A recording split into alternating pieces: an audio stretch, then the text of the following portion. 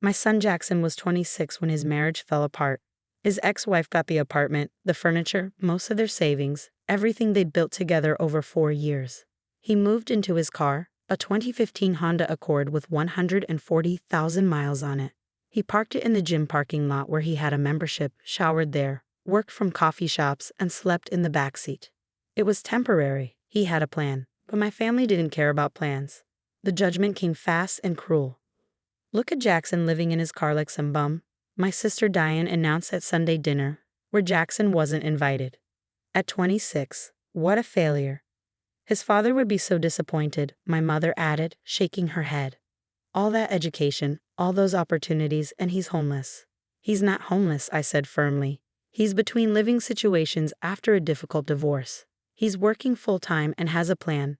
He's sleeping in a parking lot," Margaret, my brother Paul, interrupted. "That's homeless. That's what happens when you marry the wrong person and make bad choices. He's rebuilding his life." "He's an embarrassment," Diane said. "Thank God Dad's not alive to see this. His only grandson, living like a vagrant." I wanted to scream at them, to tell them the truth about what Jackson was really doing, about what he was waiting for, about what they didn't know. But Jackson had asked me to keep quiet. "Just a few more months, Mom, then everything changes. But I need people to see me like this first. I need to know who really cares." So I kept his secret and endured their judgment. My late husband, Richard, had been CEO of Morrison Industrial Supply, a company his grandfather founded. When Richard died 3 years ago from a sudden heart attack at 54, the company went into a trust. The terms were specific and strange.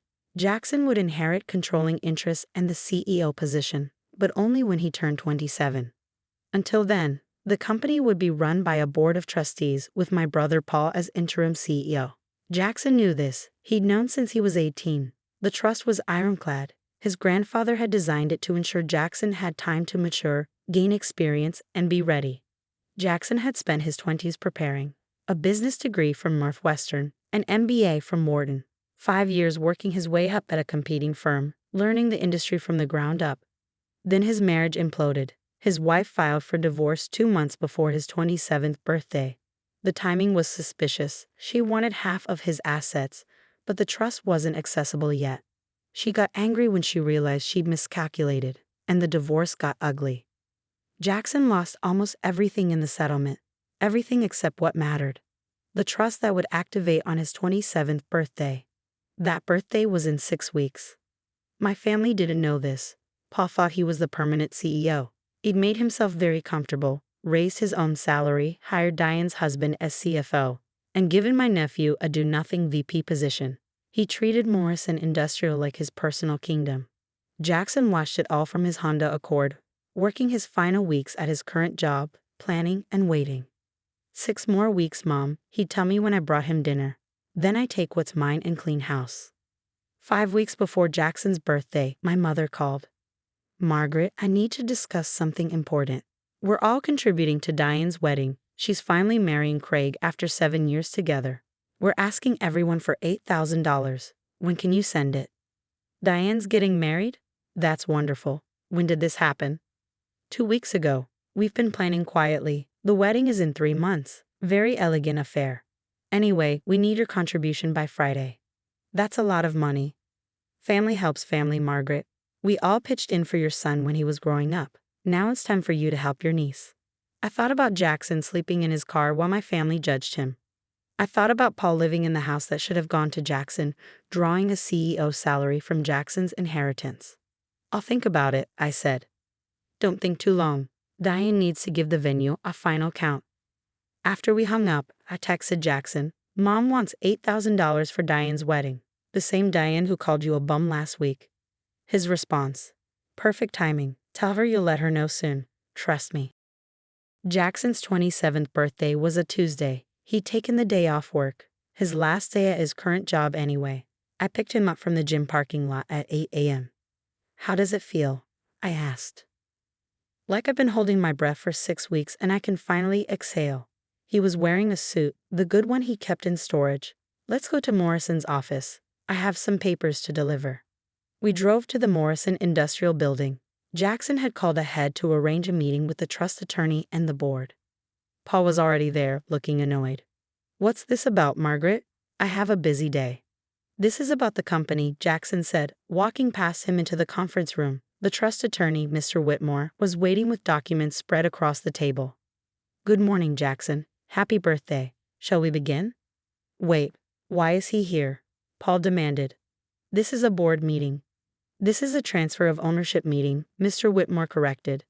As of today, Jackson Morrison becomes the majority shareholder of Morrison Industrial Supply and assumes the role of CEO. The room went silent. That's insane, Paul said. Jackson's living in his car. He's not qualified. Jackson holds an MBA from Wharton, 5 years of industry experience, and is the designated heir per Richard Morrison's trust documents. He's eminently qualified. Mr. Whitmore slid papers across the table. These are the transfer documents. Jackson, if you'll sign here. Jackson signed. Each signature felt like justice. What does this mean? Diane's husband, Craig, asked nervously. He'd been CFO for 2 years, earning $180,000 annually for work a competent bookkeeper could do. It means, Jackson said calmly, I'm CEO effective immediately. It means I'll be reviewing all personnel, all salaries, and all decisions made during the interim period. It means things are about to change. You can't just fire us, Paul started. I can actually. You were interim CEO, emphasis on interim. Your position ends today. Thank you for your service. Jackson turned to Craig. Your CFO, reporting to a CEO who has an MBA in finance. I'll be auditing your work this week. I suggest your records are impeccable. Craig went pale. As for you, Jackson looked at my nephew Brad. I don't know what a VP of Strategic Initiatives does, but I'll figure it out. If it's as useless as it sounds, that position is eliminated. You're doing this because you're bitter, Paul spat. Because we were honest about your situation. You called me a bum, a failure, an embarrassment. You mocked me for living in my car after my marriage fell apart. Jackson's voice was steady but cold. You did that while drawing an inflated salary from my company, living in the house my father intended for me, and acting like you owned what was always meant to be mine. The board gave me that house. The board doesn't have that authority anymore. I do, and I want you out by the end of the month. We left the building at 10:30 a.m. Jackson was officially CEO of Morrison Industrial Supply, a company worth $40 million. My phone buzzed. A text from my mother. Hi, Margaret. Just checking on that $8,000 contribution. Diane really needs an answer today.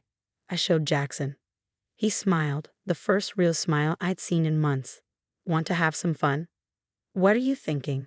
Send her 50 cents, with a message. I opened my banking app and transferred exactly 50 cents to my mother's account. In the memo line I wrote, for Diane's wedding. Maybe she can buy a cardboard box to celebrate in. You all seem to think Jackson's was so entertaining. I hit send. Jackson laughed, really laughed. That's perfect, Mom. Absolutely perfect. Now what? Now we go back to Morrison's office. I need to change the locks. The locks. Paul, Craig, and Brad all have keys and access codes. I don't want them anywhere near the building unsupervised. So we're changing everything. Today. We went back. Jackson called a locksmith. By 2 p.m., every lock at Morrison Industrial was changed. Every access code was reset. Every key card was deactivated except Jackson's and those of essential staff. What about Paul? I asked. Won't he show up tomorrow expecting to work? He can show up. He just won't get in. Security has instructions that he's no longer employed here. Jackson looked at the building, his building now. This company was built by my great-grandfather. My grandfather grew it. My father modernized it. Paul just lived off it while judging me for being temporarily homeless. Well, that ends today. My phone started ringing at 3:47 p.m. First, Paul, what the hell is going on? My access card doesn't work. Then my mother. Did you really send 50 cents, 50 C&Ts? This is outrageous. Then Diane. Mom says you basically told me to live in a cardboard box. How dare you? I ignored all of them. At 4:15 p.m., my mother showed up at my house. Her face was red, and she was shaking with rage. Explain yourself, she demanded. About what? The 50 cents, the insult, the disrespect. You asked for a contribution. I sent what I thought was appropriate.